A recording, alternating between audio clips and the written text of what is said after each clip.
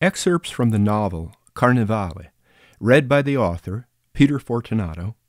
Learn more at peterfortunato.net or fomitepress.com.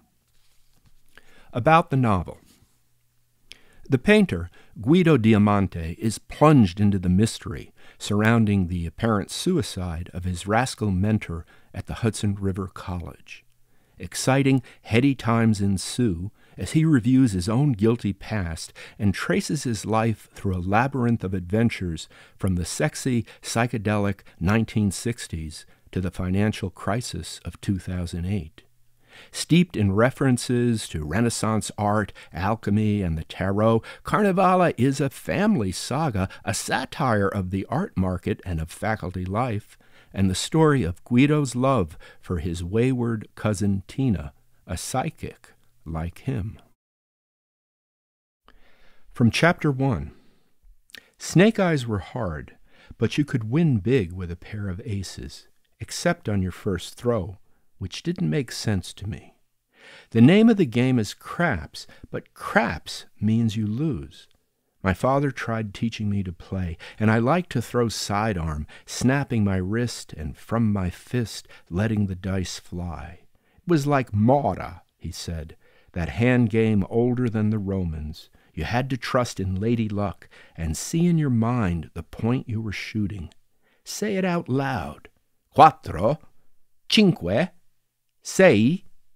He said all kinds of things to make the dice do what he wanted. Sometimes they obeyed. The men played craps on the pool table at the villa, bar towels stuffed in the holes and small bills scattered on the felt. They cheered after making their points and jiggled the rocks in their empty glasses. They bought refills with moolah stuffed into my father's pockets afternoons before he or Gracie Laporta would open the bar. One of the guys, Georgie the Mick, a bricklayer, brawny and blond, took a long time to shoot. "Baby needs a new pair of shoes," he'd shout, even though he didn't have a kid. And Gracie, well, I doubt he'd ever bought anything for her. My father, a real comedian, towel swinging from his belt like a scalp, high on his own booze, would whoop the loudest when he was losing. "Gotta work hard for my old lady," he'd wisecrack. "Did you know she's irrational?" Blowing into his fist, pumping the air before his throw. And this one, a wisecrack he used to distract the Mick. "Don't get hitched to Georgie, my friend. Stay playboy." I was watching from a booth at the back of the cocktail lounge. My shadow box, I called that spot, waiting my turn, not to drink or to chance a buck on the bones, but to try my luck at love. I wasn't a kid anymore when Gracie Laporta started working for us. Georgie's girl, or so the Mick liked to say. Gambling had a lot to do with luck. Making your point was the goal, the trick, the art, and how you held the dice or flicked your wrist was your play. Your bet was how you beat the other guys. Your prayer, your faith, your fate, your luck. These were invisible things, and the odds were a central mystery in any game of chance. How did you play the odds? And when they were against you, how did you beat them? I thought of the gods from Greek and Norse mythology, and not of Il Signore, our Lord, because he was for everybody, wasn't he? Meanwhile, I could see why some people thought that gambling, dice or cards, playing the horses, betting on high school football games, or on the name of a pretty woman sitting alone at the bar, all of the stuff my father and his pals did for fun and profit, might have something to do with the devil. He was the one who played favorites, my grandmother told me, and it was best not to think you could beat him. When she said that, Nonna made the horns with her fingers, pointing them down, and spat. My father could be a good shooter. Part of his play was to hold the dice high and talk to them in Neapolitan. Sometimes he made kissing noises over his fist and called out things like, "Come on in my house, baby." My mother thought there shouldn't be gambling at the place, even in the off hours, but she could get excited about a game of chance, and sometimes she would roll for him when he asked. Sometimes they won that way. Once he asked me to bring him some good luck, and I got out one of my snakes in a big empty mayonnaise jar. Jackie Bosch and Red Grant laughed and were impressed, and my father slapped me on the back, but George McGinnis got really nervous. "Get your kid and his thing out of here," he said. My father calmly raised the snake into the light and examined it through the glass. He didn't say a word as he gently turned the jar, inspecting it. The little red and white milk snake coiled on itself like a bit of ribbon and flicked out its perfectly forked pink tongue.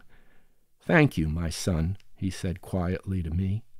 And to the Mick, in a funny way, "You ain't got a chance now, Georgie. That little snake, she told me." My father did sometimes win big, but more often he lost. "Donna Fortuna," he said, nodding his head, resigned to the lady's whims. He kept gambling, he said, because someday he'd get in good with her. He tried a lot of ways to do that. His career as a comedian was one. A friend of his once told me that I was a lucky son of a bitch. He was sitting on a bar stool, staring at the bottles doubled in the mirror before him, drunk. What does a drunk know, I asked myself, but then it hit me. He was right. I thought of my mother, who always said she was lucky to have me.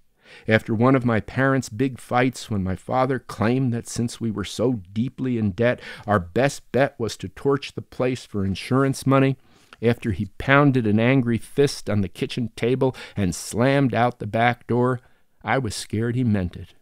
I asked my tearful mother, but she said no, he was just an unhappy man.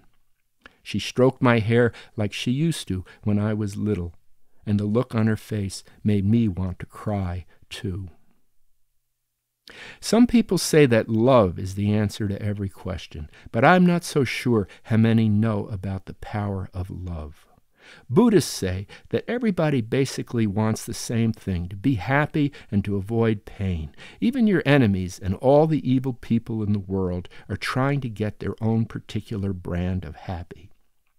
Maybe it's their idea of love. Maybe money and the freedom it could buy. Or maybe they just want to deaden the pain of living with drugs or booze. I think the greatest mistake is to believe you can be happy by getting power over other people. Whenever I catch a whiff of that, I grow suspicious. I've been this way since I was a kid. It was one of my problems with the Catholic Church, and it's also why I have a hard time at the Hudson River College, where I teach art. Playing politics is the polite term for what I'm talking about. Hell, maybe Leo DeClaire started the place because he was on a power trip. I never thought of that until now.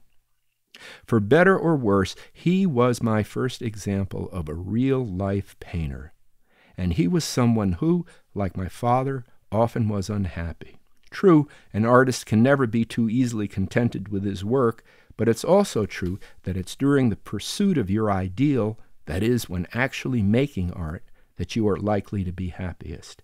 I don't know if Leo ever said that to me exactly, but I learned it from being around him. I know what's best in his painting, but I contend that his greatest success was the creation of the Hudson River College. Although he and his buddy Bob Badgett were never regulars at the villa, because they were for a while partners at the Half Moon Cafe and Saloon up in Poughkeepsie, they were among a circle of my father's and mother's business acquaintances. While Leo would later claim that he didn't remember meeting me at any time before I showed up at the cafe looking for a job, and more importantly, asking for private art lessons, he was wrong.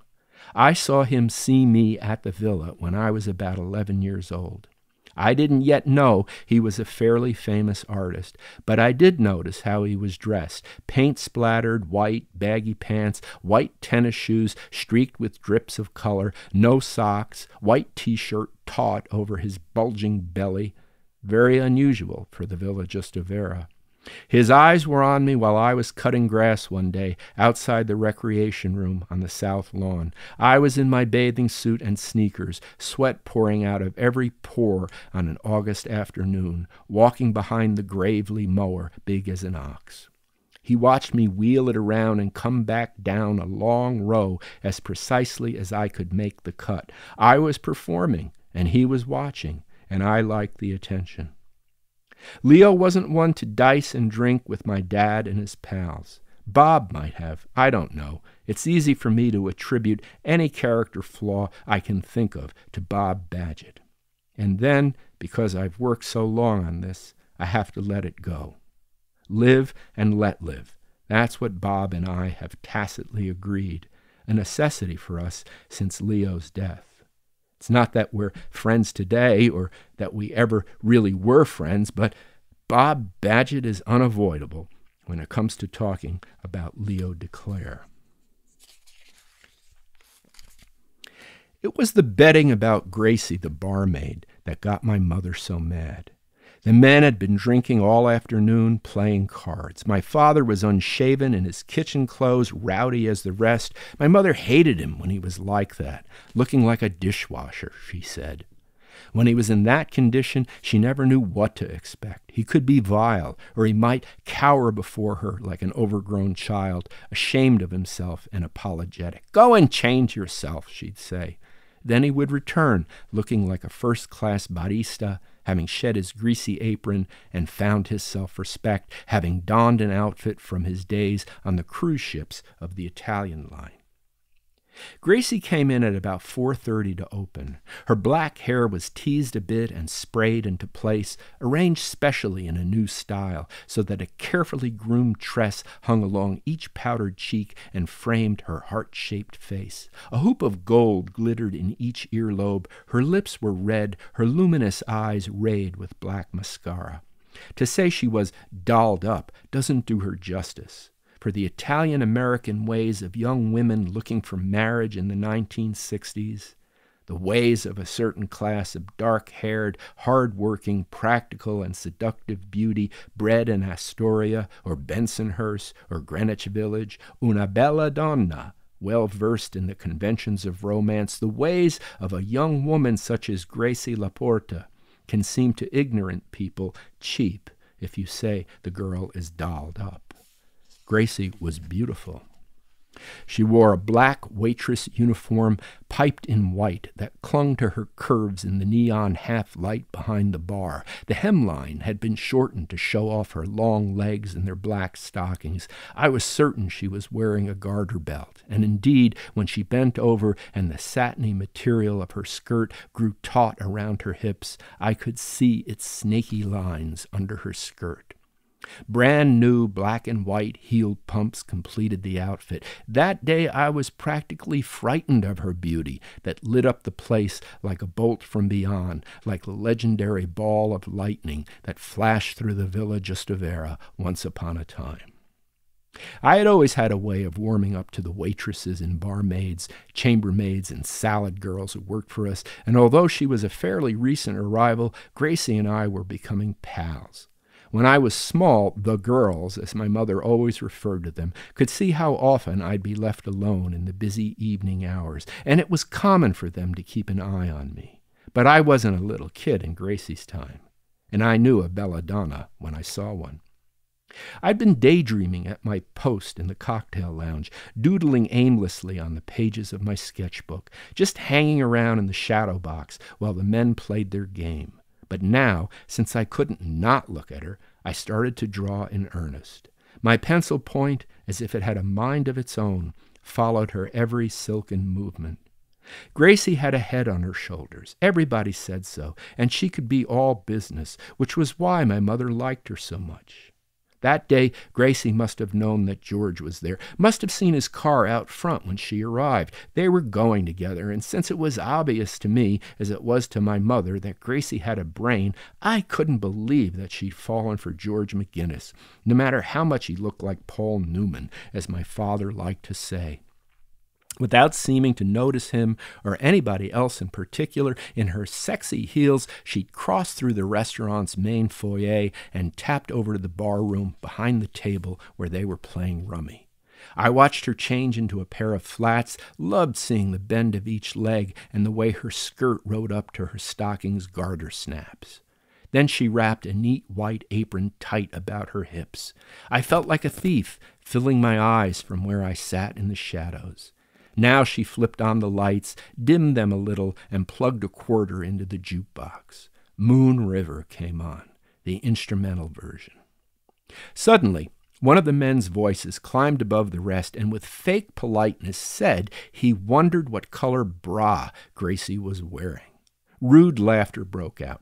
George said something, and they went on about this as if they really thought she would show them. She ignored them all, set out a tray of glasses, checked the refrigerator for lemons, put some yellow slices into a crystal bowl, counted ashtrays. Humming along with the music, she polished the bar. "Georgie says black. He's gonna bet a fever on it. Can we see?" A loud voice, tittering stupidly. Danny Resnick? Or that other guy from Highland, the fat one who wore cowboy shirts with pearl buttons? But the loudest laughter was unmistakably Georgie's. He sounded like a donkey braying, and from then on, that's what he was to me, Georgie the mule. Meanwhile, I burrowed into my drawing with a fever all my own. Although I was aware of something like a storm gathering nearby, I felt if I could hold Gracie not too tight, not too loose, with the power of my pencil. I sketched furiously, hoping she wouldn't notice me in this act of adoration. Now I realized that she must have known what she was doing that day. She wanted Georgie to be jealous of all the other eyes on her. "Oh, are you guys going to play this game or that game? Leave a poor girl alone so she can work, okay?" My father. And then suddenly my mother's voice. "Zizi, ma che Cristo fai?" A storm cloud visiting blame like hailstones and fire on my dad's head. "You don't see the girl is ready to open? Jesus H. Christ, game's over, fellas. You want some customer walk in here and tell the cops, shut us down?" My mother's footsteps on the hardwood floor of the bar room, my mother growling as she passed behind the men. Then, "Everything all right, Gracie?" No reply, but a nod of her head as Gracie bent to the sink to wash glasses. "Guido, what the hell are you doing in here? It's 5 o'clock. I'd expected that, and I looked up at her, sighing audibly, as I'd taken to doing so often in those days. I closed the sketch pad without saying a word to anybody. The place was silent, the music gone, the men having quickly collected their things and made apologies as my father shooed them out a side door. He himself, without another word, had slunk away into the kitchen. I slid from the booth and snuck another longing look at Gracie. She knew that I'd been drawing her, and I had seen that she was interested. In truth, we were only a few years apart in age, though at the time this was a huge barrier. She was free to work behind the bar, and after 5, I was banned from being anywhere near it. She smiled at me. To my mother, she said, "He's making my picture, Anna. I should come in early sometime so he can finish it. Right, Guido? Your son's an artist, Anna." "Eh? What's that?" My mother was riffling through some papers near the cash register, squinting fiercely because she'd forgotten her reading lenses, or else because of the stack of receipts and bills, or because my father, in his greasy apron, bent on chasing Lady Luck with his pals, or else because... She paused in the middle of her work with her right thumb raised to her lips. It was an automatic gesture, acquired years ago when a sewing machine at the bleachery in Wappingers had pierced it, leaving its nail forever deformed. Looking up from her accounts, she realized Gracie had said something about me. She saw that I was still nearby, and I expected another reprimand, a parting shot, before she left for the kitchen. After the game, after the men were gone, after everyone had been scalded by my mother's flashing temper, I lolled rebelliously in the lounge. My mother was done at the cash register, and now with a wad of papers in her hands, she headed through the dining room for the kitchen to begin cooking for the night ahead. She was the complete restaurateur, adjusting tablecloths and inspecting place settings as she passed, glancing at a piece of paper in her hand while probably doing a mental calculation, looking up to pull open a dining room curtain for 2 more inches of light. "Your son's an artist," Gracie had said. I know, my mother replied, softening the furrow between her brows and suddenly stopping mid-stride to rest her hazel eyes on me. It felt as if she were seeing me for the first time in a very long while, perhaps from a new distance where she saw me more clearly. Guido, she said gently, make her a beautiful picture. From Chapter 12. Guests at the Carnevale were to be offered a free dinner buffet, dancing to a live orchestra, a stage show, and a glass of complimentary champagne. Free? My shocked father had asked. We gonna give them dinner and champagne for free? Yes, Zizi, my mother had replied, stroking his arm, and we'll make it back at the bar. You'll see. My mother invited many, including her brother and Aunt Josie, and even Cristiano, old enough to drink. If they were to attend, I had no idea what Tina would do, but she was almost 13, and I supposed she could probably be trusted at home alone. Certainly, I wasn't going to babysit her. In any case, none of them did attend, which was fine with me, since my life was functioning very well without my little cousin's presence. Just before the party, Nonna had her hair done professionally so that it shone with silver and blue lights.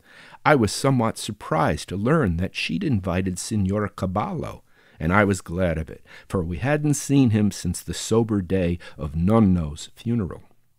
Although he and Mr. Manaperta were once so important to me, I had begun to regard them, as I did my own grandfather, like relics of my childhood. Manaperta had moved back to Brooklyn a while ago. He'd been ill, so ill, in fact, that he'd been unable to come upstate when Nonno died. One afternoon, my father and I were having our final fittings for Mr. Confetti's and Mr. Spaghetti's costumes. The blouses, shirts, Ma, please, men wear shirts, were of glossy fabric printed with the traditional diamonds of Harlequin, black and red and white. Each of us also had an oversized black bow tie, floppy but somehow dandy-looking, and instead of knickers, we were in black baggy trousers that my father loved because of how the loose fabric moved. I pantaloni miei sono grande perché io sono grande, he roared, hands in his pockets, the pants billowing, while my mother pinned their hems. Zizi, basta, you know you can't do that in front of people, she chided. Yet she was laughing. He stepped down from the stool in front of her so that I could take his pants.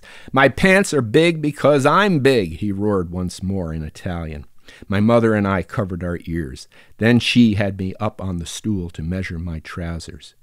Daddy wants us to wear lipstick, but I think that's stupid, I said to her when my father left the room. That's so your mouth will look big, though I think yours is big enough already. My father's idea repelled me, and I persisted. How ridiculous do we have to be? I mean, Jesus H. Christ, what did you say? Lipstick. Geez, I don't like it. The mouth, Guido, the mouth. Lipstick might be an improvement. She wasn't angry, but I could read her thoughts. Che confidenza, what impudence. But today she loved her imp enough to forgive him most anything. After this, Mom, I need some help with my other costume, I said. Your other one? She asked, pins between her lips, eyes on my cuff length, fingers tugging the fabric into place. I'm going to be a pirate. Chris got me this cool leather vest. It's like something from Shakespeare. Bob Badgett found all these costumes at a theater that went out of business. He told Chris I could have the vest. These baggy pants I'll stuff inside my cowboy boots. And there's that wooden sword, you know, the thing Manaperta made for me. How about one of your scarves for my head? And I need a big clip-on earring and maybe like a necklace or amulet to hang around my neck. Sounds like you have a lot of plans. Well, yeah. So? After dinner, you get into your costume for the show. And then, you know, the rest of the night is for grown-ups, honey. I can't stay up? Caballo will be here with Grandma. They'll stay up. Everybody will. If you want to sit at Grandma's table, okay, but I don't want to see you wandering around. Capisci? Oh, yeah, sure, I get it. I can make everybody laugh, but I don't get to have any fun. My mother stood up and regarded me sternly. "Everyone will have a good time," she said. "You too, unless you ruin it. Now get out of these so I can sew them. What about my pirate outfit?" "Okay," she said patiently. "Okay, but you know what I said. And remember, Nonna relies on you. When she's ready for bed, that's your cue too."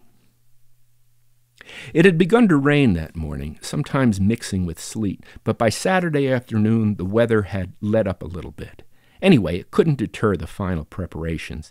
Kitchen staff arrived at noon, though the chef, Mr. Schnack, had been at the villa all day on Friday, working with my mother to lay up platters of veal saltimbocca, pounding the medallions of meat, seasoning them. By 3 o'clock on Saturday, the place was humming non-stop. I'd helped my mother hang pink and black streamers from the ballroom ceiling, and we'd mounted a pair of large black lacy hearts on the glass panels at the main entrance. I thought the large hearts resembled the panty-clad bottoms of women bending over, and slyly I pointed this out to my father. He concurred and made much of this similarity, stroking his beauties. Because they would be starting to play during the cocktail hour, the band came in early to set up, and like a crew of serious workmen, carried the tools of their trade to the ballroom stage, music stands and cased horns and a heap of boxed drums. For tonight, Larry had added a second trumpet and trombone, 2 black guys I'd never seen before, and so the band numbered 9. Their sound would be really big. On the stage, they put up brand-new solid music stands in 2 tones of blue, stenciled with black enameled letters. The Bells. That's who they were. Cool. Once they'd set up, Larry, smooth and genial even when he worked seriously, had them rehearse a Latin dance number. The music purred soft and brassy, backed by swishing maracas, and Jojo Aubrey, one of the black guys, who'd skinned my hand when Larry introduced us, punched the beat on a cowbell. Wow. It was the kind of music you hoped would never stop, and it was during this number that Senor Caballo suddenly appeared at the villa's porch door. I was in the main foyer, riding the rhythm, when I saw him at the cloakroom, brushing water from his sleeves. He undid his dripping overcoat, gently shook it out, and when he saw me watching, with a flourish he whirled the coat about so that for a splendid moment it seemed to become his dance partner.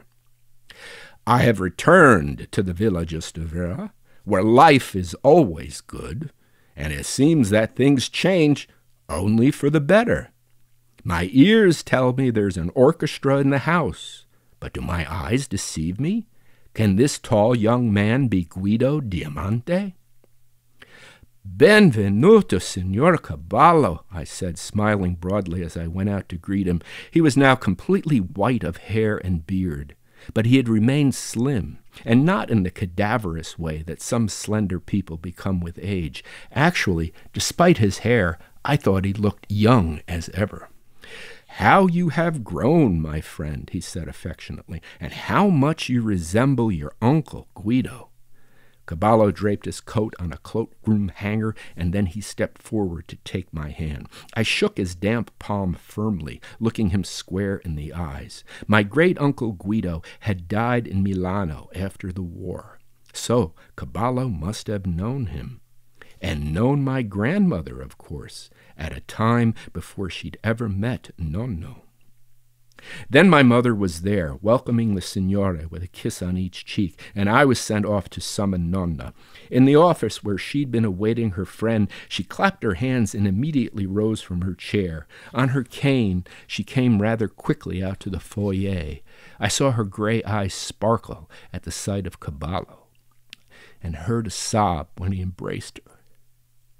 I, too, felt an emotion, long suppressed, flutter in my throat.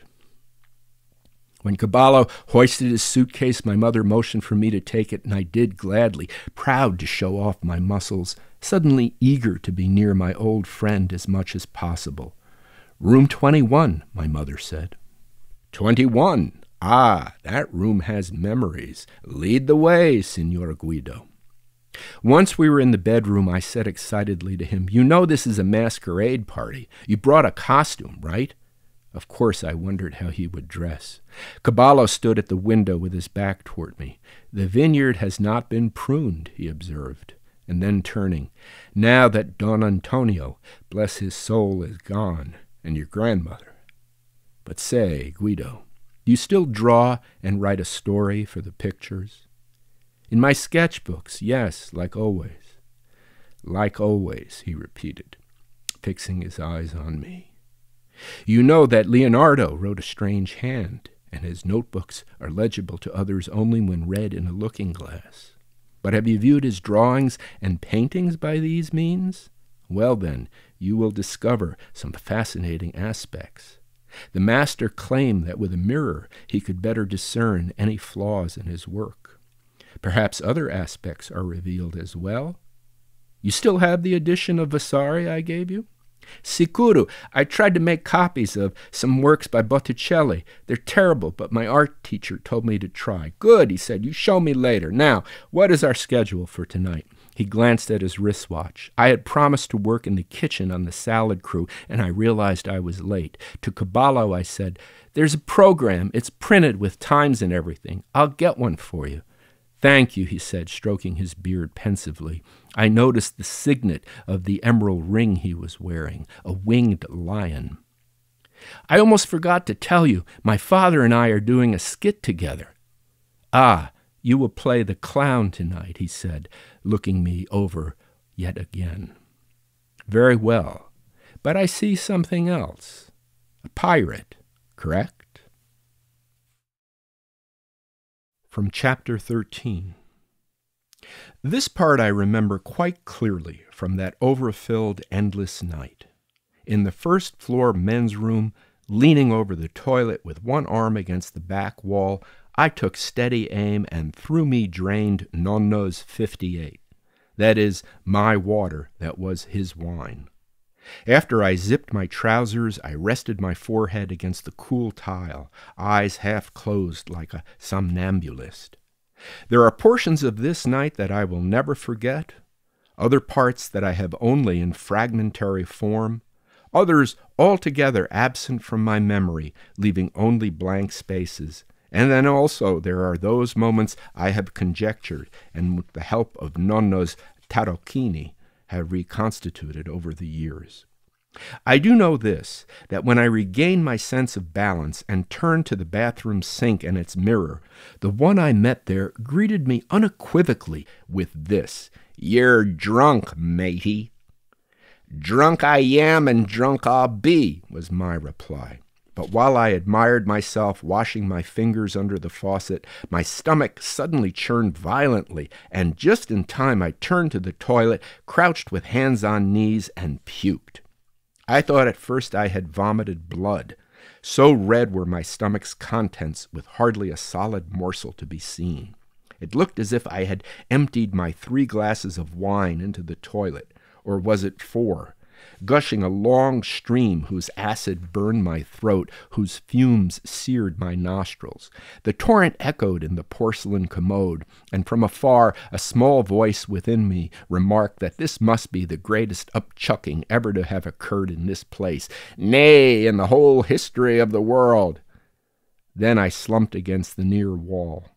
I think I lost consciousness for a time, yet I did not fall. My angel was in that angle. When I opened my eyes, what a peculiar state of consciousness ensued. What a strange energy had entered my limbs. Light-headed as I was and greatly relieved of the turmoil in my stomach, I found that the shining beige and brown tiles of the walls and floor were quivering in the most fascinating way. If I stared, I would grow queasy. If I closed my eyes, however, the after-images summoned me toward a dream. Somehow I navigated these states, flushing the toilet and then at the sink cleaning up myself. I avoided the eyes in the mirror as I wiped my mouth, careful to salvage what I could of my perfect pirate's mustache and beard. Just then I heard the flat of a hand thumping impatiently outside on the bathroom's door frame.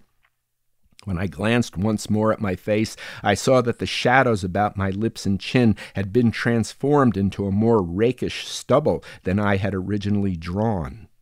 I liked this guy, inspecting his teeth in the mirror.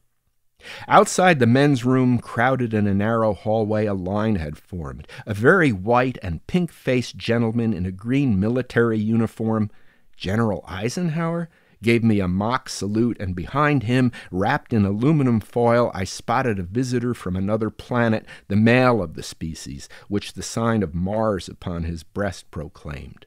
I pressed my way through various masqueraders, male and female, all waiting for the restrooms at the end of that small corridor. I squeezed between the Lone Ranger and two tall, furry creatures, a pair of woodchucks, beavers, and then was squashed up against the bosom of a fruit-crowned woman, Carmen Miranda, naturally, who exhaled a loopy giggle and with a large hairy hand adjusted her falsies. At the outlet of the corridor, an authentic female in a scarlet sequined leotard and fishnet stockings slouched, smoking against the wall. I supposed by the whip in her hand that she was a lion tamer, and I nearly threw myself at her feet, which were caged in the tallest pair of silver-heeled sandals I had ever seen. The villa's main foyer was filled to capacity when I entered the swell out there. Then, all together, we began to surge toward the dining room, where the buffet dinner was now being served. No one questioned my place among them, and for the first time in my life, I enjoyed a peculiar form of freedom at the Villa Giustovera, anonymity. Tall for my age, with my swagger well lubricated, with a patch over my left eye and a yellow kerchief knotted on my head, my apotheosis felt complete. I rested my left hand on the hilt of my saber, and feeling slightly quaky, reminded myself to keep walking, matey, your sea legs strong below ya. Even the dreaded ABC board, with its undercover agents, would never suspect me, for I was very sly, was I not? I have long since lost the wooden saber Manaperta made for me, yet in my possession these many years later is a greater treasure that unites us, the silver and ebony crucifix that hung on the wall of his workshop, the one whose gaunt Jesus Christ plants his feet on a skull and crossbones, Jesus of the pirates, as I have always referred to it, thinking of the outlaw murdered by the Romans for subverting the laws of Judea, he who in the supreme act of rebellion rose from the dead. Har, har! This talisman must have already been reaching out to me with its protective power that night. Throughout my youth, I was never a troublemaker or a wise guy, much less a genuine delinquent like my cousin Cristiano, who might have been thought of by some people as a hood and prospective criminal. I did, however, believe that I was pretty funny, and I could crack wise with the best of the high school clowns. I had the sharpest of wits, if I do say so myself. But also I exulted in the power of my self-restraint and in the private pleasures of my artistic life. Lord Byron's poetry spoke to me, as did Aubrey Beardsley's graphic world, and yet I was never completely at home in their company either. Although I was somewhat obsessed with vampires and into my teen years irrationally afraid of them, as are many horny kids, I never truly aspired to be one of the damned. Perfect pirate, Caballo had called me, and with that benediction, that night I cut myself loose from any other designation, including my wish to be known as a regular guy. My dream has come true, I told myself, as I floated, one eye patched close, the other shining, as I drifted, a head among many heads, drifting among the horned and hatted and flowered, among the mysterious and beautiful heads and the ridiculous ones, filled with flotsam like that of the Raggedy Doll, bobbing beside me on the waves. A tide of strange spawn.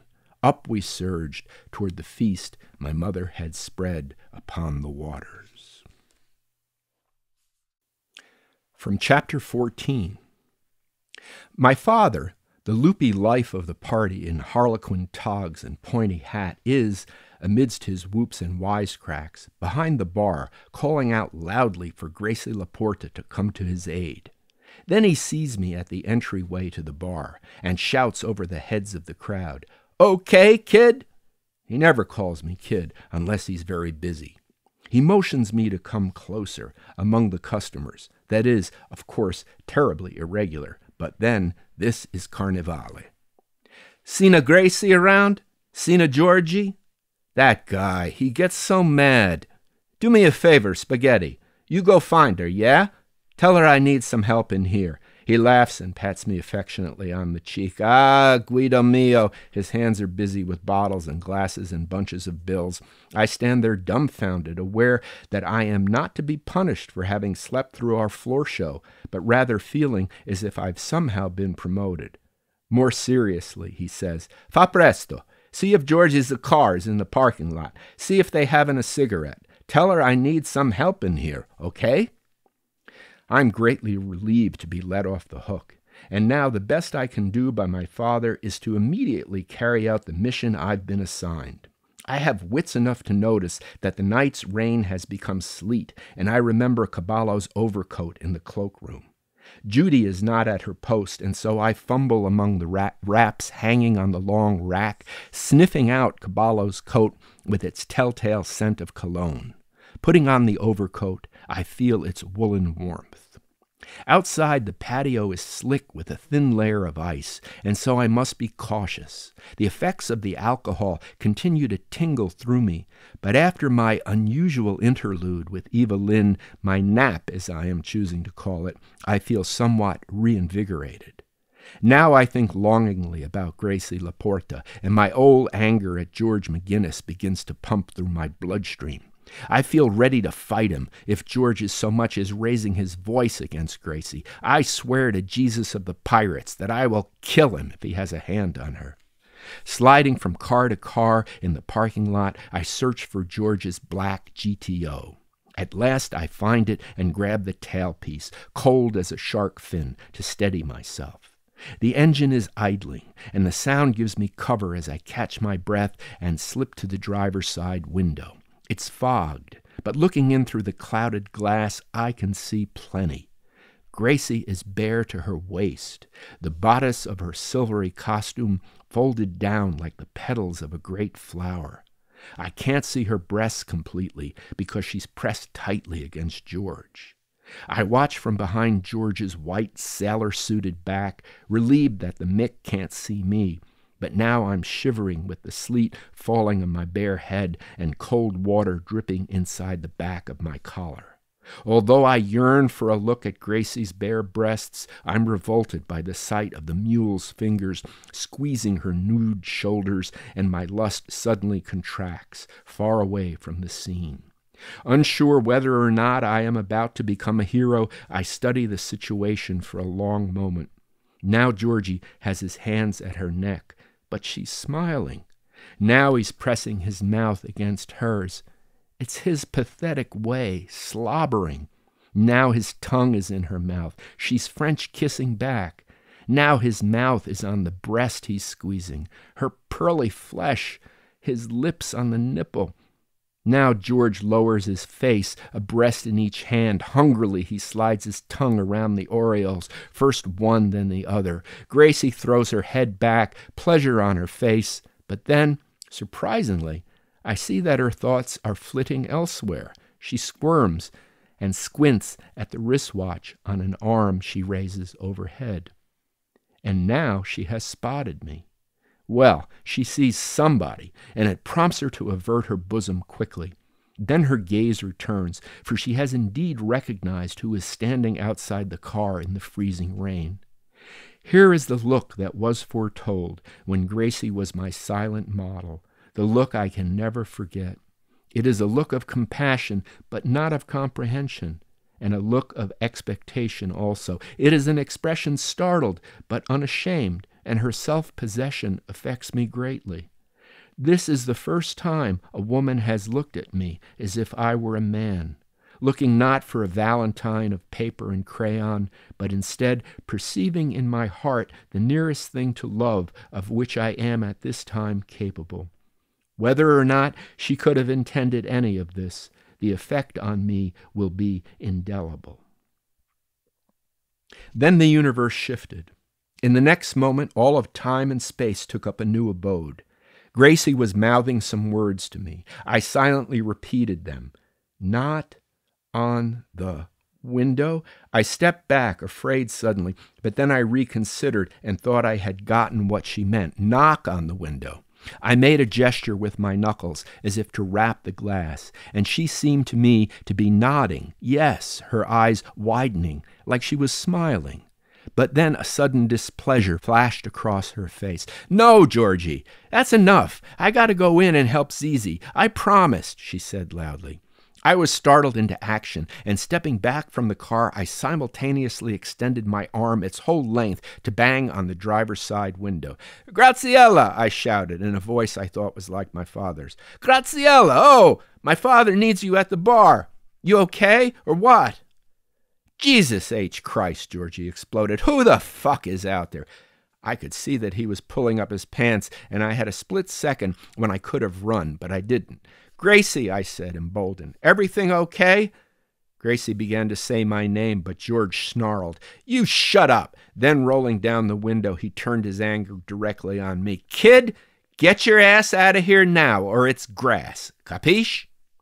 Georgie, take it easy, honey. Don't go talking to him that way. Zizi must have sent him. You tell your father I'll be right in, Guido. You go back inside now, honey. I'm okay. I said shut up or you're going to regret it, Georgie shouted. Her dress was back in place. She was fussing with her compact when he grabbed her roughly at the base of the neck with one hand. Fuck you, you mule-headed shit, she spat through chattering teeth. Leave her be, I said, putting my hand through the roll-down window onto Georgie's back. And he did, turning on me instead, throwing open the door, stepping out of the car to confront me. That's it. First you and then her. He raised a fist. Now, the voice spoke in my head, stand your ground and let him have it, matey. I stared with terrible purpose into Georgie's eyes, stared with snake eyes, and with the fingers of my left hand, I made the sign of the horns, and I pointed them at him.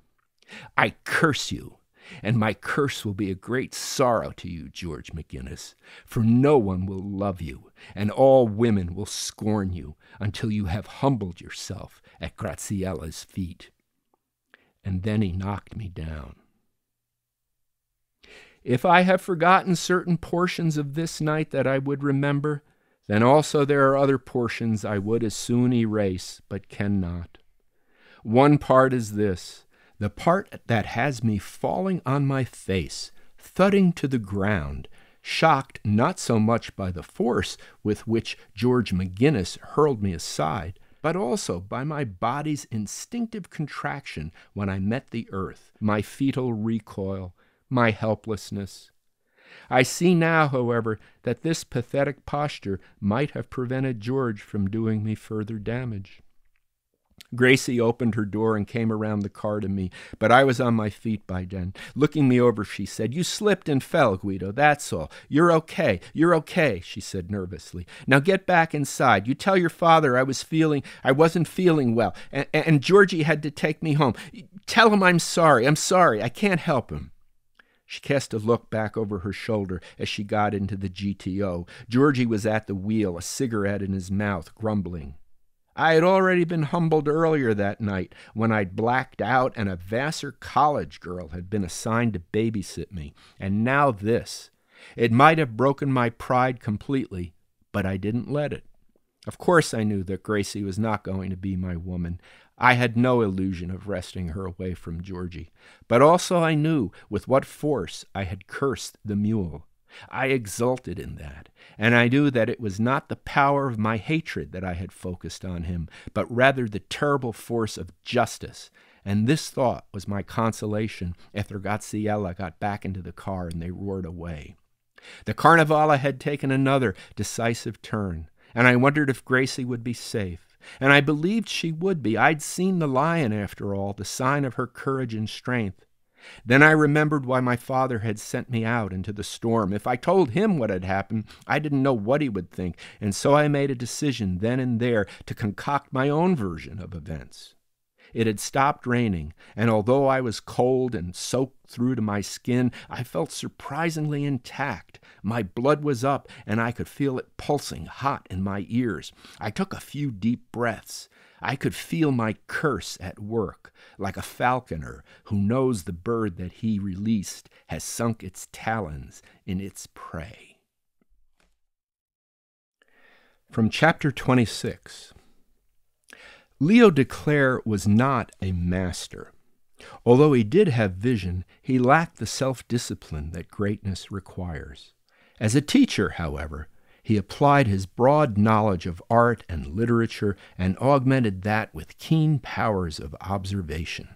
When he looked at a piece of work with only a glance, he could tell you where the problem lay, and furthermore, how you might solve it. The inside of Leo's bald, round head was packed with information on any major artist who had ever lived, on all the movements and schools, and he could imitate a lot of them. I once joked that he could make a fortune as an art forger, and he had looked at me for a long moment without replying. He had an opinion on everything, from shoe leather to the colored ink they used in Look magazine to JFK's assassination. Definitely a conspiracy. He was in his late 40s when I first met him, about the same age as my old man, but from an entirely different planet. A full-blown critique of a student's work in front of a class could put all his firepower on display, but also he could be incredibly friendly, letting his downcast students know that he'd had to blister them, because hard work and a willingness to destroy inferior efforts are necessary for serious progress.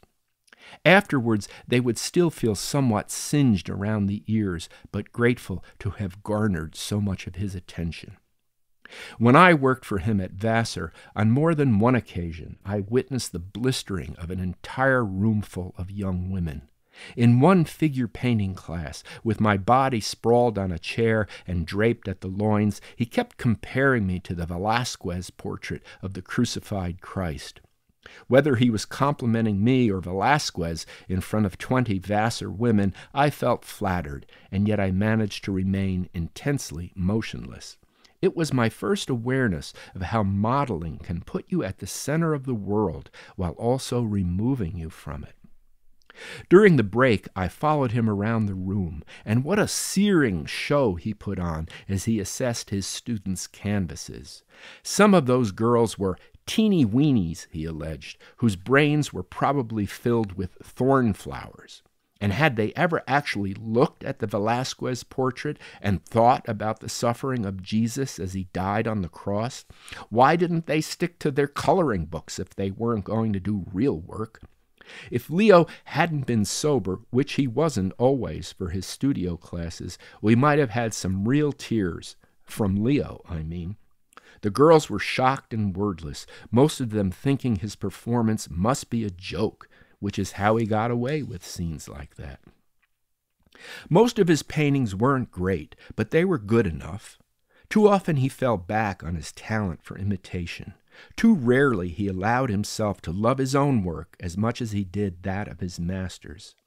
He had been well trained in his youth at a Parisian art salon. Paris was where his family had moved just as Leo became a teenager, because his father worked as a designer for Lamborghini luggage. When I discovered a faux Cézanne and a copy of Picasso from that period, I was dazzled. A pair of nudes inspired by Matisse especially impressed me. I met him when he was coming out of a creative funk. He himself told me that he'd basically been masturbating, splashing inky hues across large canvases, calling himself the peer of Robert Motherwell and a Zen Buddhist like John Cage. He soon returned to a more naturalistic style with great success, selling paintings again. And then, within a year, he was seized by his greatest inspiration, telling everybody he was going to found a school of fishy art. "You have a very interesting head." These were the first words he said while looking me over, shaking my hand slowly when Chris introduced us. Whatever he might think of my physiognomy, whatever the tasks assigned to me, it soon registered that I was going to get what I had come for. Busboy or dishwasher, kitchen prep or salad maker, there would also be art lessons on the side. Nothing about my pay, which Chris had already indicated would be under the table for tax purposes, you understand. I didn't know what the hell that meant, but it didn't matter. I was here to learn from a genuine painter. When he closed my sketchbook after paging through it, I held out a portfolio containing my very best finished work. He ignored it and went on about the chores I was to start with that afternoon. I took in the surroundings. The cafe was nothing exceptional in terms of its architecture, but the decor was charming, woody and dark in the colonial style popular throughout the Hudson Valley. There were small metal-sheathed candle sconces on the tables, which was supposed to suggest what might be found below decks on a ship, like Hendrik Hudson's own Half Moon. Behind the bar on the wall above the mirrors hung some oversized antique kitchen items, a couple of copper cauldrons, a long-handled dipper or two, some rusty iron tongs.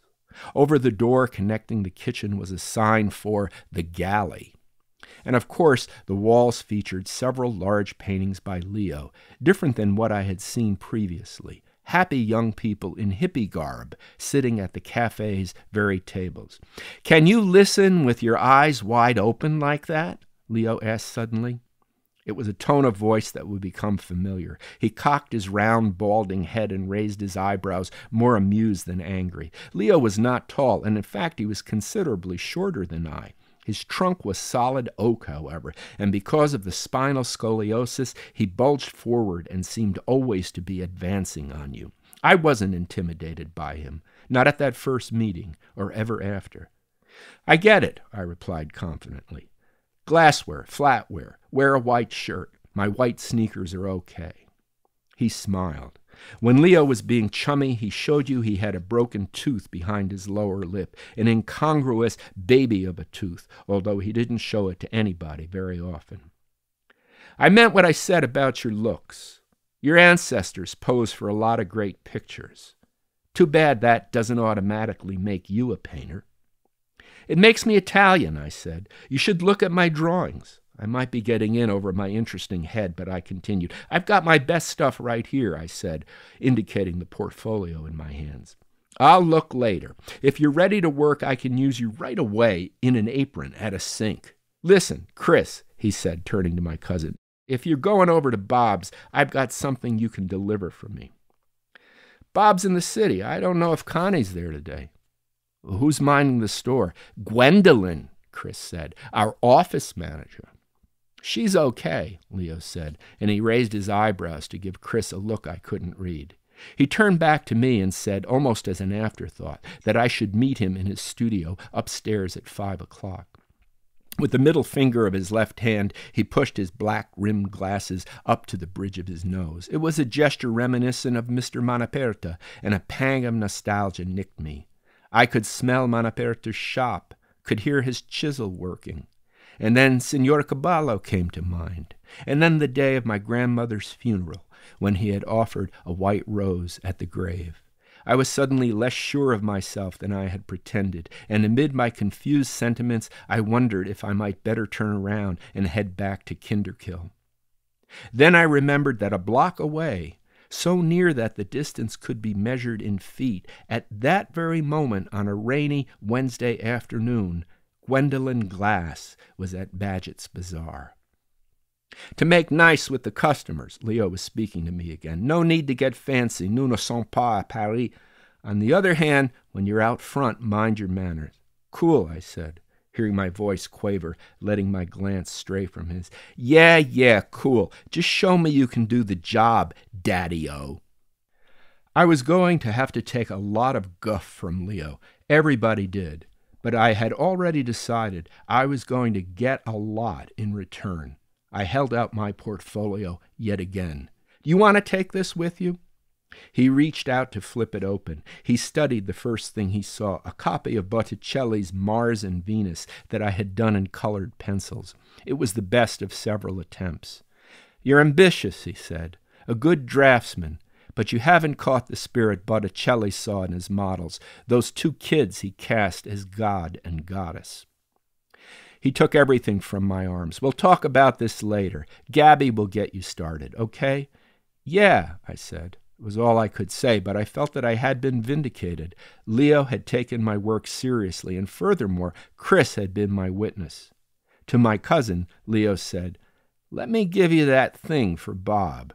Hang on to it until you can hand it to him personally." From Chapter 27. On a weekend afternoon that first summer of my employment, the Half Moon opened its doors and moved a few little tables onto the sidewalk. Leo said, "We're in Paris, kid," and then shook his round head slowly. No. Within a few weeks, he was in court with a lawyer to defend his freedom to seat customers on public pavement, which he argued he had a right to do, since his tax dollars had helped to lay the cement for the common good. He gathered the support of some Chamber of Commerce types, and together they won the case of al fresco, as the newspaper called it. Other cafes and restaurants soon followed his example. "Conceptual art," he said, beaming with victory. "It's a brave new world, kid."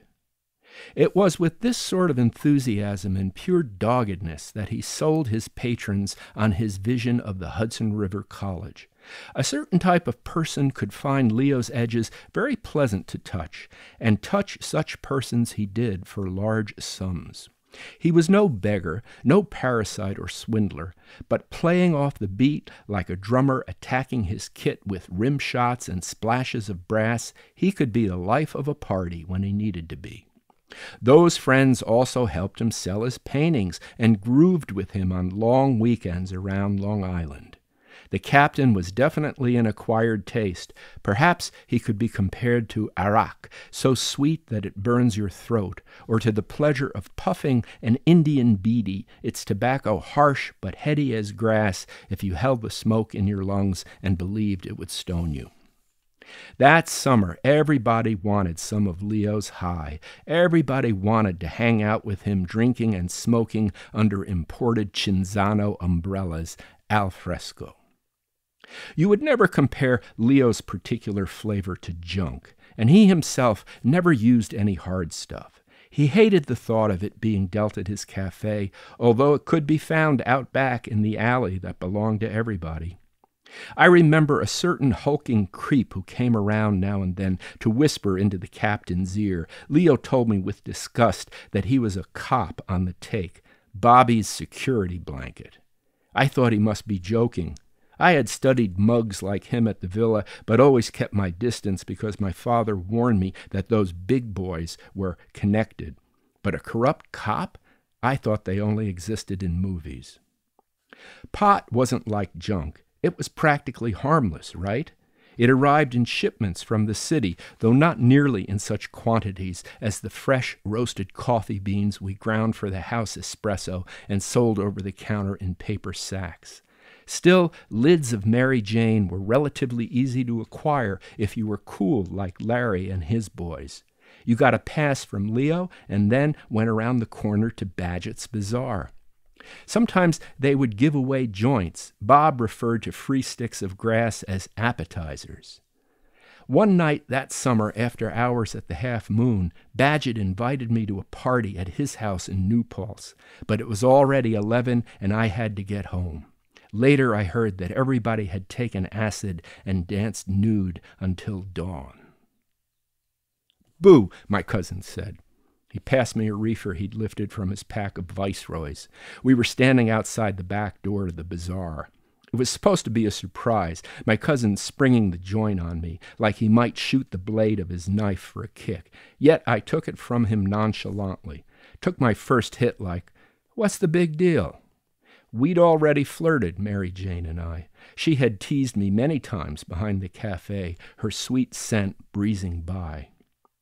The string that jerks and holds a junkie fast is wound around the fingers of a slaver, but grass is like a girl who knows somebody who's dangerous. She's licking her lips while you watch, and she goes, so I'm illegal?"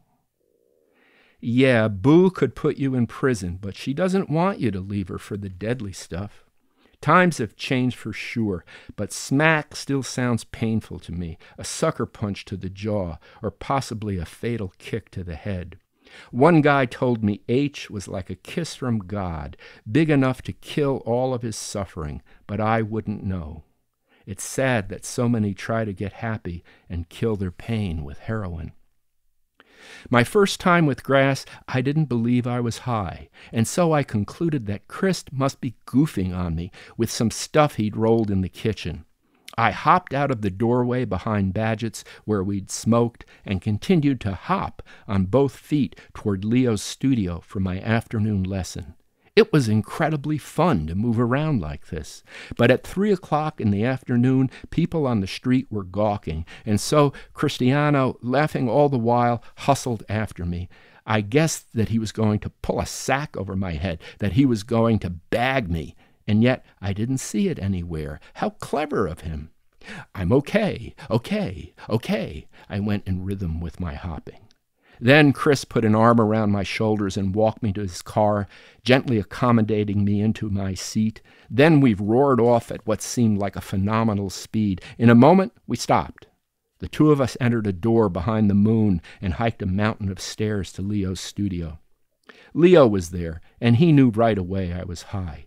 Bidding Chris au revoir, he settled me down to work with watercolors as if I were a 6-year-old. Okay. I went abstract, discovered how to layer washes, did hours of skyscapes and rivers of color before I fell asleep over my paintings on the studio's sticky floor. From Chapter 30. Tina pointed through the kitchen window into her backyard garden. All the nightshades are enchanters, not only belladonna. Did you know that Nonna once used it to make her eyes bright? Well, the girls in Milano did, in the old days, drugging themselves for beauty. The same family as tomatoes, peppers, nicotine, potatoes, petunias. She emphasized the word strangely.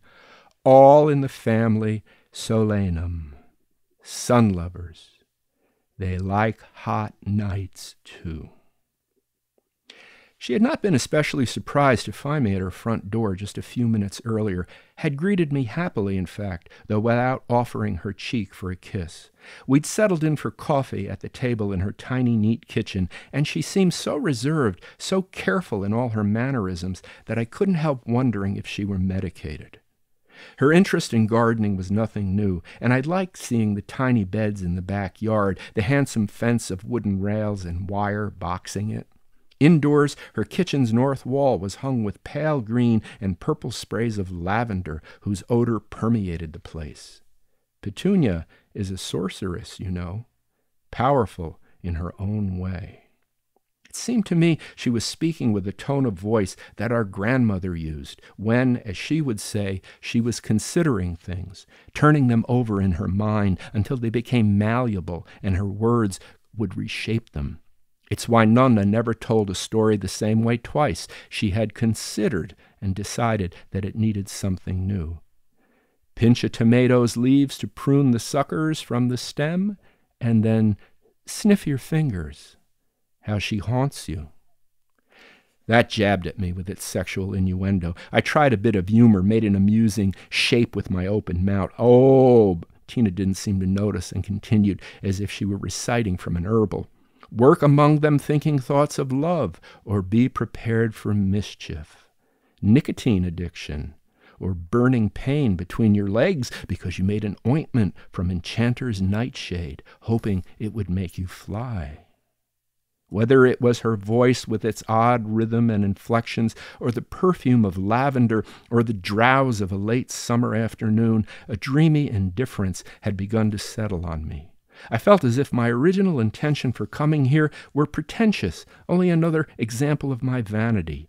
I remembered something that Donna Trabucco had said when we broke up, that my narcissism might be innocent, but it caused trouble. I wanted always to be right, she said. I asked Tina if she had a cigarette.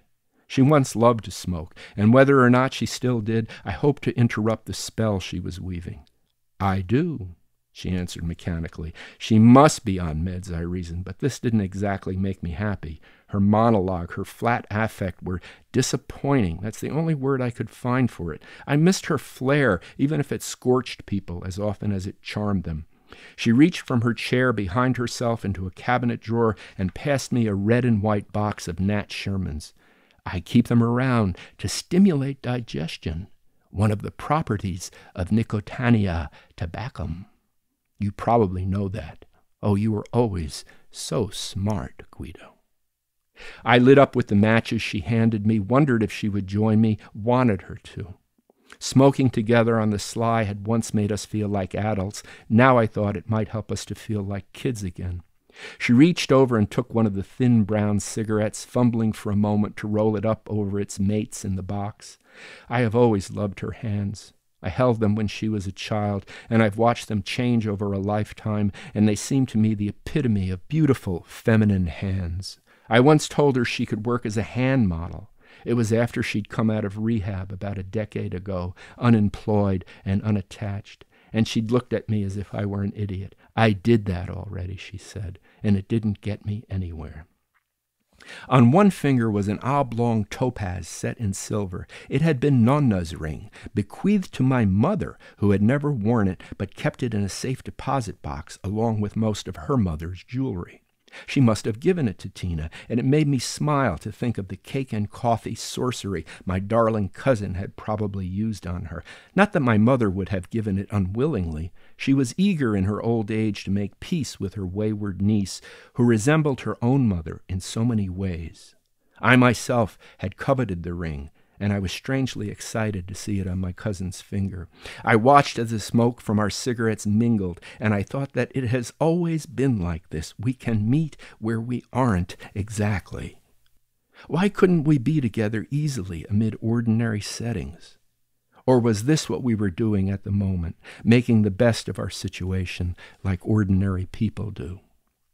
Blowing smoke toward the open window, she turned the back of her head to me, and I saw how her thick black hair was spun with strands of white. It was knotted loosely behind her head, pinned with a tooled silver clasp. Her elegant brown neck showed the curvature of a woman well into her 40s. Tina looked her age, I couldn't deny that, nor was she trying to disguise it, yet she seemed healthier than I had seen her in a long while. That would be important to report to Aunt Josie.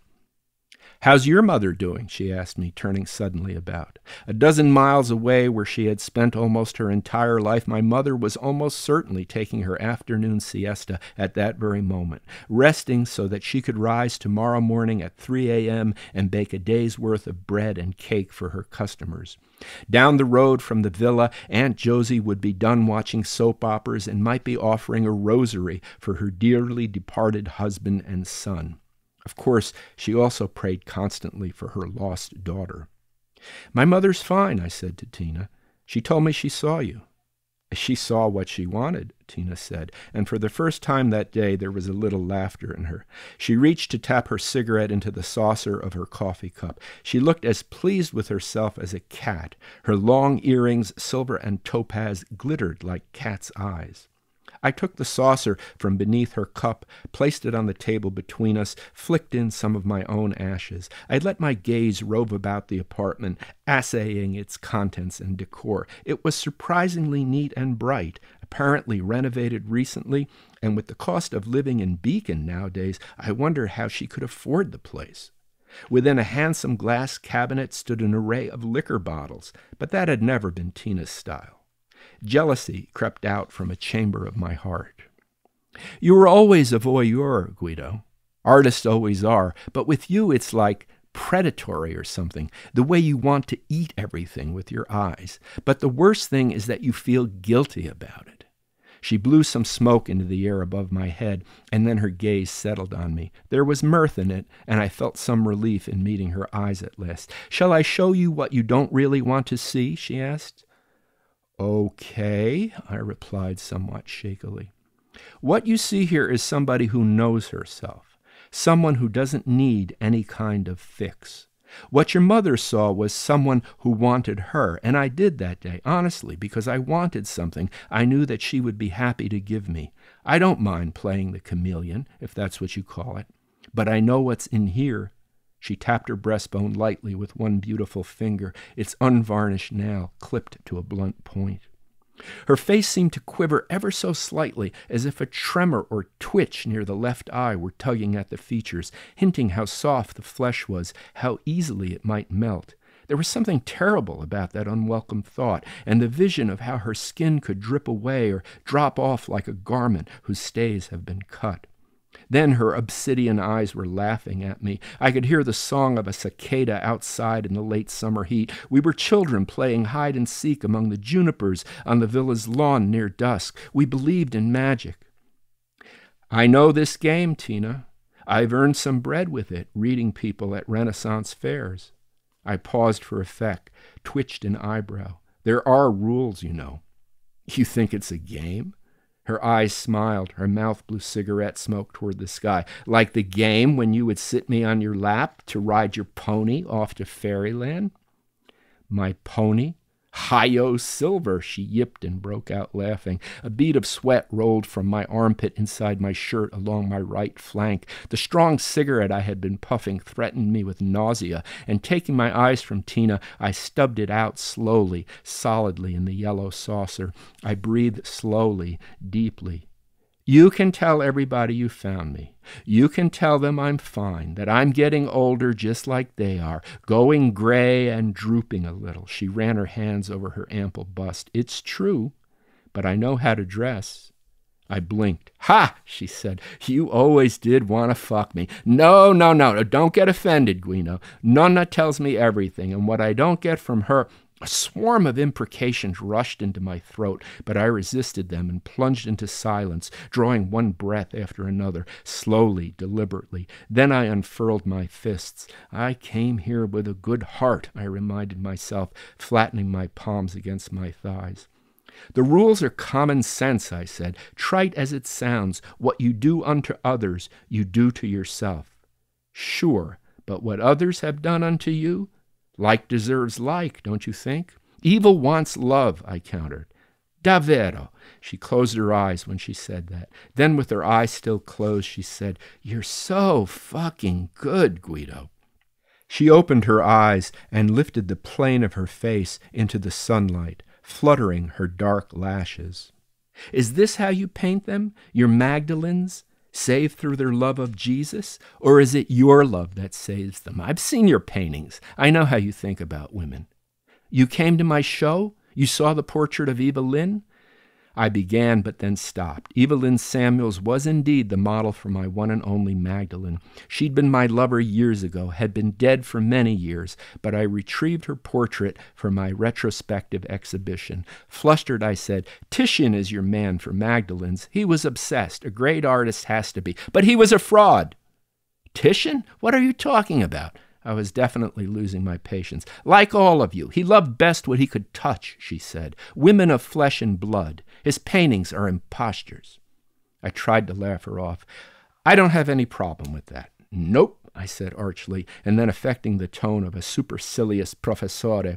"Since I'm a guest in her house, very well.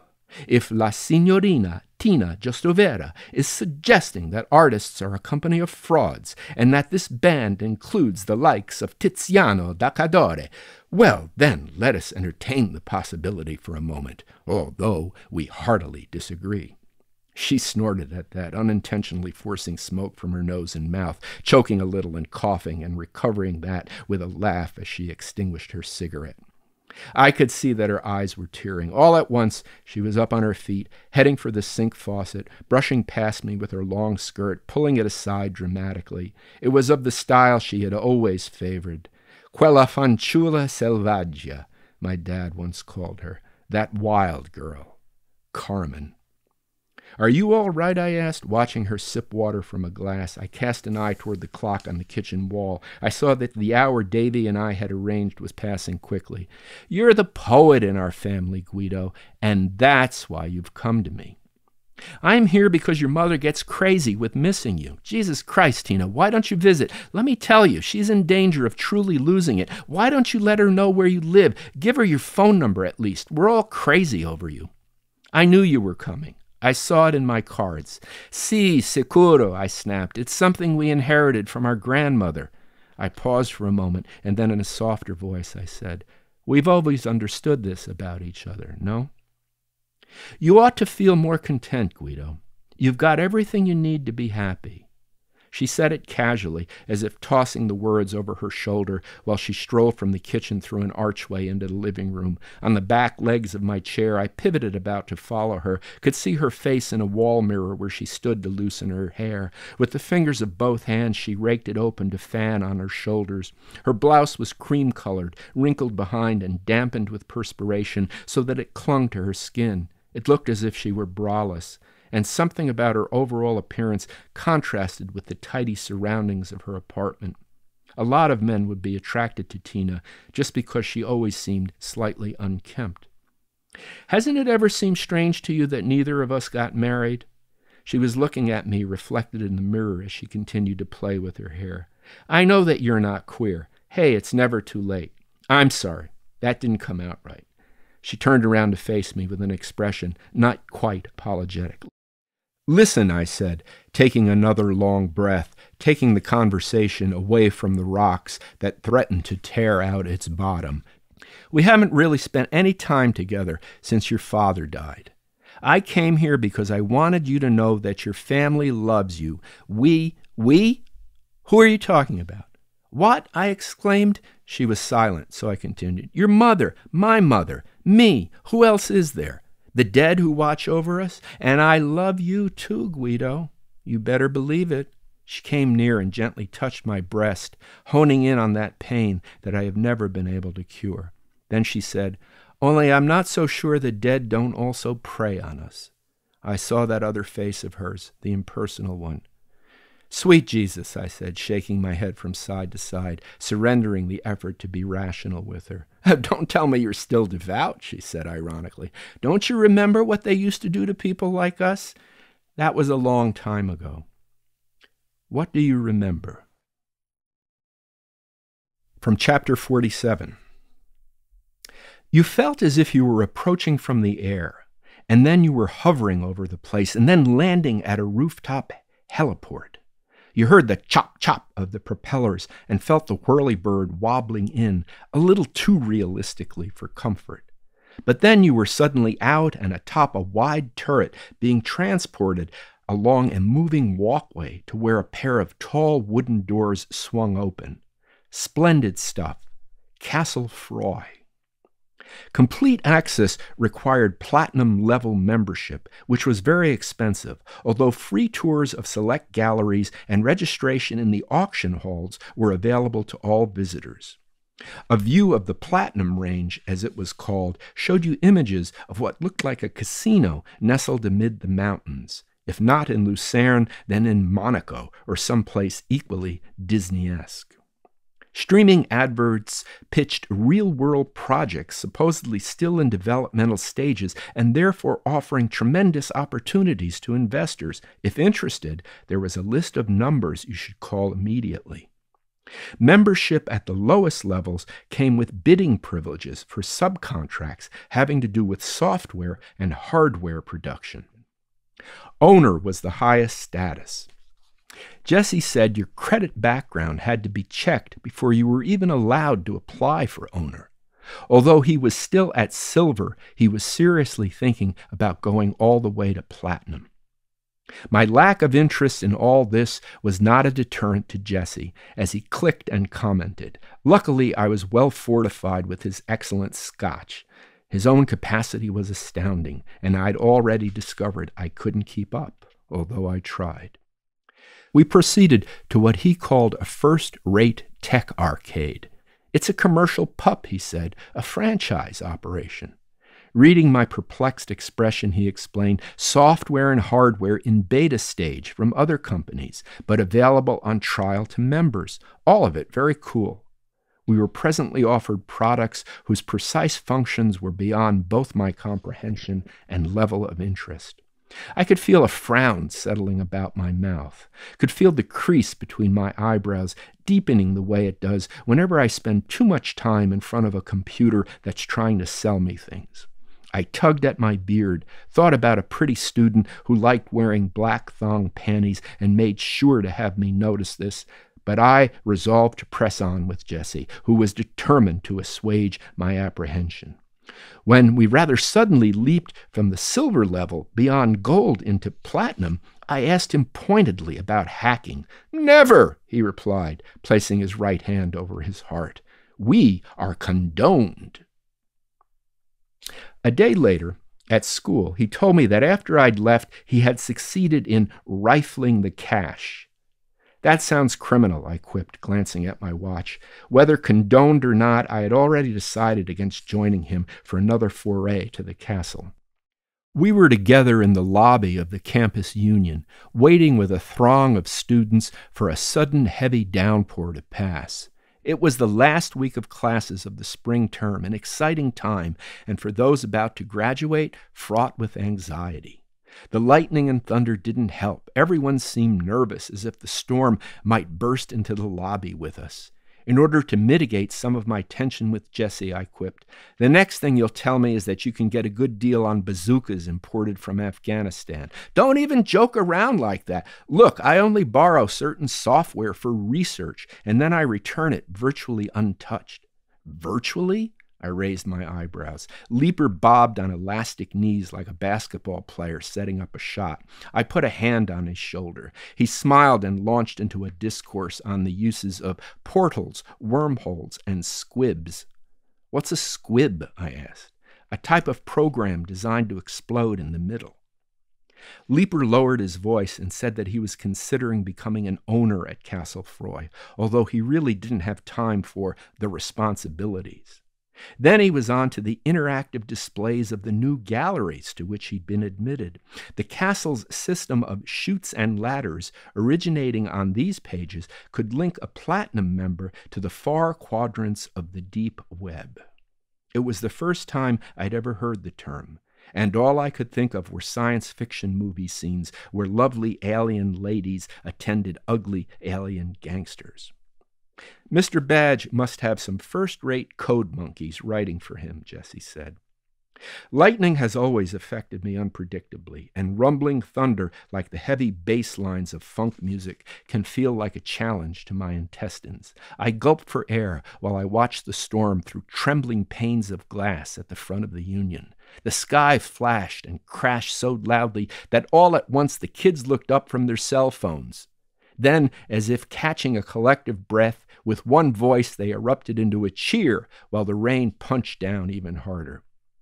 Gurdjieff once said he would be satisfied if his students could at least notice when the sidewalks were wet. It's not so easy to remember yourself and to pay attention both within and without. It's even more difficult now that the pleasures of solitude have been replaced by the frisson of perpetual interconnectivity. Hoping to entice my return to the castle, Jessie whispered about a rare set of illustrations soon to be auctioned online. They were based on the literary works of Pietro Aretino, and he reminded me of a saying that I like to quote by this 16th century gentleman. "What evil is there in seeing a man possess a woman? Why, the beasts would be more free than we. It is the very source from which gushes forth rivers of people.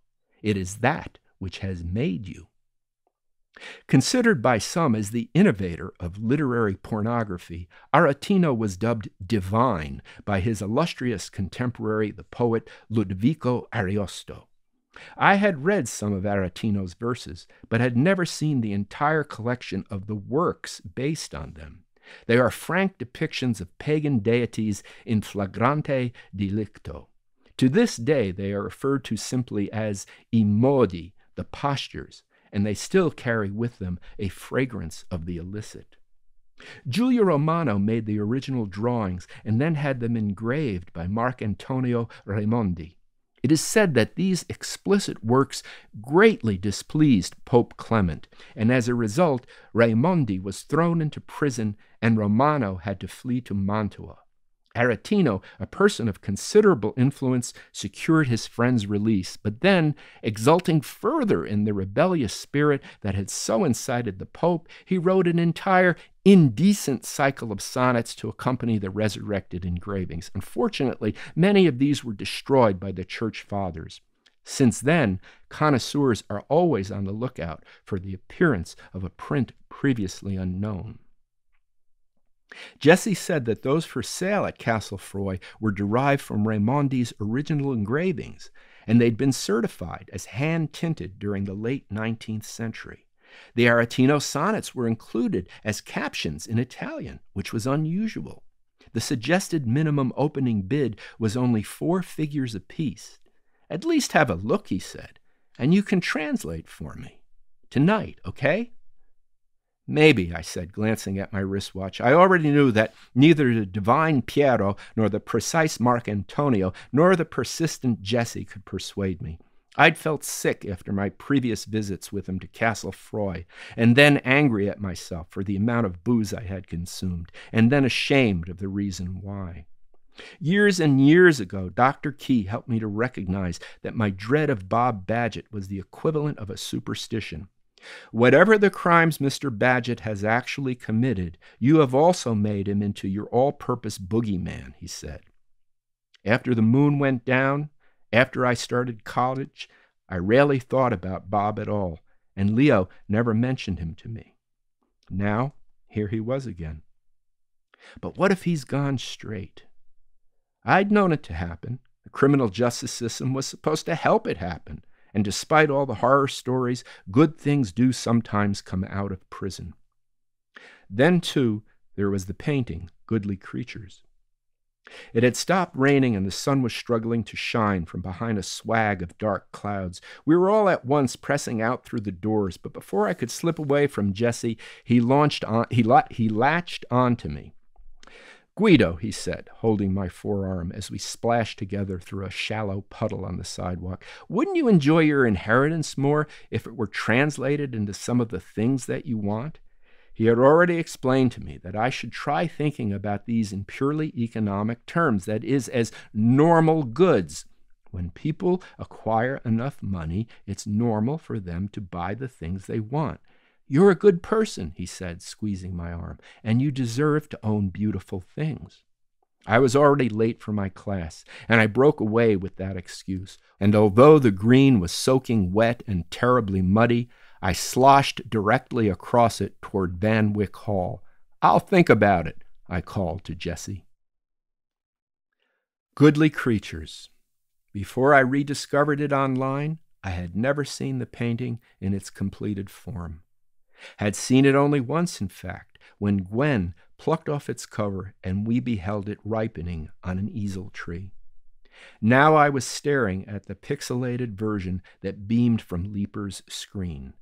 Miranda and Ferdinand, the pair of young lovers whom Prospero had brought together, beauteous Gwen and handsome Guido.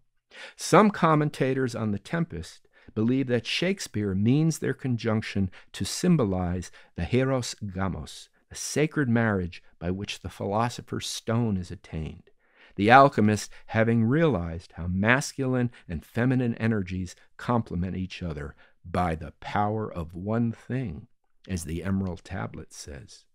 Framed in Jesse's oversized monitor, Leo's painting seemed truly an icon. Gazing on the image, I could smell once more the scent of turpentine and oil paint suffusing Leo's studio, and my body remembered its discipline and strength, its power as a breathing statue. How hungry the work made me. I used to imagine that carnelian red would taste like pomegranate seeds, that burnt umber would be like a crust of freshly baked bread. All those starving hours when I held my nude body close to Gwendolyn's, inhaling her essence, but in the name of art, barely touching her. This royal pair, these immortal young lovers, what might Goodly Creatures fetch at auction? A few $1,000s? No more than that. But buying the painting was out of the question. It should already have been mine. Fucking Leo should have given it to me. Jesse saw I was transfixed, but at last he broke our silence with a burst of his irrepressible excitement. It was obvious that he'd already worked out a plan in concert with the dean, and he let it spill. After identifying myself as the college's representative, I'd have the money behind me to bid on this and on any other works by declare. I was naturally the person best equipped to assess their value, and if I believed that by their acquisition they might contribute to the college's collateral standing, that is, its leveraging power, I would be authorized to act. I didn't need to have a membership at Castle Froy in order to register for the upcoming auction, and I didn't need to use my own name, but once I was enrolled, Jesse thought I should contact Bob and reveal my identity. He had, naturally, already secured Bob's personal email address. Furthermore, Jesse hoped that besides my purchases, I might also be able to persuade Mr. Badge to make some additional gift to the college, maybe goodly creatures. He waited for my reaction. That is, if you don't buy it for yourself. We both continued to scrutinize the image on the screen. I'm quite moved by the expression on your face, Jesse said, but whether he was referring to the painting or to me, I couldn't say. When I turned away with the knuckles of both hands, I tapped at the corners of my eyes. We resumed our reconnoitering, but found no other works for which either Gwendolen or I had modeled. I was relieved. Indeed, among the 8 paintings available, there were no others from Leo's portrait period. All were rather small landscapes in a style abstracted to look like bars of color under wet skies. I had never seen any of them before, and I thought they might be late pieces. They were superb. Then, too, there was the film strip of Leo. Jesse said we absolutely must have that for the college. He leaned over my shoulder and pulled goodly creatures back into view. He admired it in silence for a few seconds, and then started in about the celebration we could have once our job was complete. He pressed his palms together with glee. Imagine the party out back on the deck at the Arms. Guido, maybe you could recreate some special dishes from the Villa Giustavera. Then he mimed how I might skin Bob's hand and with a wink remind him, "It's it, man." I told him about the possibility of my being grandfathered in at the college, and Jesse said, "Wonderful," and that our success would therefore be doubly rewarding. And if I didn't want to be a professor, maybe I could become a curator at the museum, or chief of acquisitions, or maybe even the new executive director. "I'd love to work under you," he said, leaping from one idea to the next, bouncing up and down beside me on his chair.